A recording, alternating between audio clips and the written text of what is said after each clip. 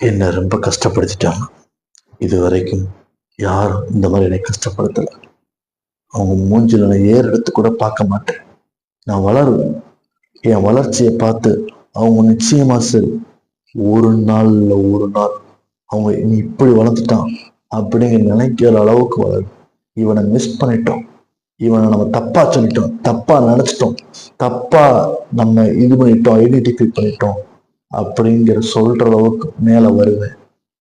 மேல வருவேன் வருவேன் வருவேன் சொல்லிட்டு வெறும் வாய் வார்த்தையால் இருப்பது வாழ்க்கை அல்ல. Education is not for knowledge but it's action அப்படின்னு சுவாமி விவேகானந்தர் கூறினார்.